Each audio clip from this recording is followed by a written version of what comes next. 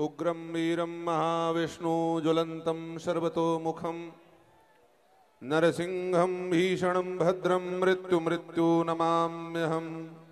दोनों हाथ आकाश की तरफ उठाइए और ऐसा विजय घोष फरीदाबाद के दशहरा मैदान से होना चाहिए कि जो सनातन द्रोही हैं, सनातन विरोधी हैं, उनके छाती में तगड़ा धक्का लगे और वो सनातन की ओर हजारों वर्ष तक आंख उठा करके कुदृष्टि से ना देख सकें। दोनों हाथ ऊपर उठा करके जय जय श्री राम। आवाज नहीं आई, सबके बदले अकेले मैं आवाज लगा दिया लग रहा है। दोनों हाथ ऊपर उठा के जय जय श्री राम, जय जय श्री राम। इस दिव्य मंच पे विराजमान प्रबल प्रभंजन मारुति नंदन श्री हनुमंतलाल जी महाराज जिस रूप में यहां पर प्रत्यक्ष पूरे सनातन धर्म को संरक्षित करने के लिए, सनातन को पुनः उसके गौरवशाली परंपरा में स्थापित करने के लिए अवतार लेकर के आए हुए हैं, ऐसे हमारे परम प्रिय परम पूजनीय बागेश्वर धाम पीठाधिपति श्री धीरेन्द्र शास्त्री जी महाराज, जोरदारी से ताली बजा करके उनके अगुवाई में मानो आज फरीदाबाद की भूमि में सचल प्रयाग ही उपस्थित हो गया है। श्री बद्रीनाथ वाले महाराज जी, श्री बाल योगेश्वर बालकदास जी महाराज जी, श्री सुधांशु जी महाराज जी, कलकी पीठाधीश्वर जी महाराज जी, अनेक संत महापुरुष गण, और जहां बैठ करके श्री राम जी के शासनादेश को संचालित करने का काम श्री हनुमान जी महाराज करते हैं, ऐसे अटल रगरिया राम की बसे सरजू के तीर, अटल राज महाराज की चौकी हनुमत वीर, हनुमानगढ़ी से पधारे हुए श्री नागा श्री महंत श्री हमारे राजूदास जी महाराज जी के चरणों में प्रणिपात निवेदित करता हूं। ये सनातन धर्म की इतिहास में महाभारत के बाद आज से 5260 साल पहले जो एकत्रीकरण सनातन धर्म की स्थापना के लिए हुआ था, याद रखिएगा सज्जनों, कलकी पीठाधीश्वर बैठे हुए हैं, कलयुग को लगे लगभग 5250-60 वर्ष हो रहे हैं। सनातन धर्म को स्थापित करने के लिए इसी दिल्ली इंद्रप्रस्थ में, यहां से लेकर के समूचा हरियाणा, पंजाब, कुरुक्षेत्र का रणांगण कहलाता था, और सनातन धर्म को स्थापित करने के लिए पांचों पांडवों और कौरवों के बीच में पूरे विश्व के राजाओं ने मिलकर के एक क्रांति मंथन किया था, जहां से निकल करके सनातन का सूर्य उदित हुआ था। आज वही इतिहास इस दिल्ली के क्षेत्र में, फरीदाबाद के क्षेत्र में, इंद्रप्रस्थ के क्षेत्र में दोहराया जा रहा है।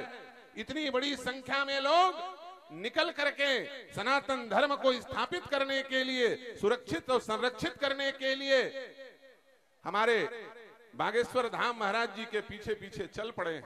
और क्यों ना चलें, हम किसी के आलोचक नहीं हैं, ना हमको मुसलमानों से कोई बैर है, ना हमको ईसाइयों से कोई बैर है, लेकिन हमको अपने सनातन धर्म की चिंता है। मैं सुबह से रास्ते में बैठ करके, कहीं अकेले बैठ करके वीडियो, क्योंकि मेरा पैर थोड़ा ज्यादा तेजी से चल जाता हूं, मेरे छोटे भैया पीछे पीछे रह जाते हैं, फिर आगे हो जाता हूं, फिर पीछे हो जाता हूं। मैं देख रहा था एक छोटा 5 वर्ष का बालक चला जा रहा है, 6 वर्ष का बच्चा खेलते हुए पदयात्रा में महाराज जी। वो किसके लिए जा रहा है? वो अपने आने वाले भविष्य के लिए चिंतित है। अरे भैया, जब 57 मुसलमानों के देश हो सकते हैं, 90 ईसाइयों के देश हो सकते हैं, 5 जिनका कोई धर्म नहीं उन वामपंथियों के देश हो सकते हैं, तो 100 करोड़ हिंदुओं का एक हिंदुस्तान क्यों नहीं हो सकता? एक हिंदू राष्ट्र क्यों नहीं हो सकता? होना चाहिए। आप मेरे साथ बोलो, हम भारत भव्य बनाएंगे, हम हिंदू राष्ट्र, हम हिंदू राष्ट्र, हम हिंदू राष्ट्र बनाएंगे। कैसे बनेगा? जो इच्छा करियो मन माही, बागेश्वर कृपा कछ दुर्लभ नाही। हनुमान जी महाराज विराजमान है, जो इच्छा करो। टूट गया क्या जी? हमको पता नहीं चला महाराज, हमको टूट फाट गया है। एक तो फक्कड़ बाबा है। बोलिए सियावर रामचंद्र की।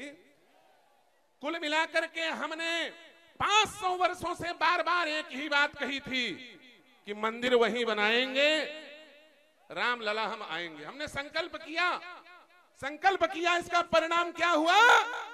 रामलला आज अयोध्या में, अपने जन्मभूमि में, अपनी पैतृक संपत्ति में, अपनी माता कौशल्या के गोद में बैठ चुके कि नहीं चुके? अब आपके सोच का ये परिणाम है कि रामलला राम जन्मभूमि में बैठ गए। तो यदि आप चिंतन करोगे तो इस संसार का सबसे बड़ा शक्ति पुंज मस्तिष्क है। जब आप सोचोगे ही नहीं कि हिंदू को हिंदू राष्ट्र चाहिए, तो हिंदू राष्ट्र क्या खाक बनेगा? इसलिए बागेश्वर महाराज सबके हृदय में, सबके चेतना में यह बात बीज रूप में डालने के लिए निकले हैं कि हमको हिंदू राष्ट्र चाहिए। सुबह शाम 24 घंटे आठों याम इस बात का चिंतन करें। यही इस हिंदू राष्ट्र बनाने वाली हिंदू एकता यात्रा का मूल संकेत है, मूल संदर्भ है। बाकी मेरे से बड़े बड़े महापुरुष बैठे हुए हैं, उनके चरणों में प्रणाम करते हुए मैं अपने वाणी को विश्रामित करता हूं। जय जय श्री राम। बालाजी महाराज के कृपा पात्र बागेश्वर धाम पीठाधीश्वर परम पूज्य धीरेन्द्र कृष्ण शास्त्री जी महाराज का पावन संकल्प। मध्य प्रदेश में छतरपुर के ग्राम गढ़ा में बनेगा विश्व स्तरीय कैंसर अस्पताल एवं रिसर्च सेंटर, जिसकी आधारशिला देश के यशस्वी प्रधानमंत्री नरेंद्र मोदी जी के कर कमलों से रखी जा चुकी है। 200 करोड़ रुपए की लागत वाले 100 बेड के इस अस्पताल में गरीबों का होगा मुफ्त इलाज। ये बहुत बड़ा अवसर है, बहुत बड़ा काम है। संकल्प बड़ा हो, संतों के आशीर्वाद हो, प्रभु की कृपा हो, तो समय सीमा में सब पूर्ण होता है। हमारे प्रियजनों, बागेश्वर धाम पूरे भारत के लोगों, अभी तक अस्पतालों में मंदिर थे, अब मंदिर में अस्पताल होगा। कैंसर हॉस्पिटल निर्माण हेतु सहयोग देकर पुण्य के भागी बने।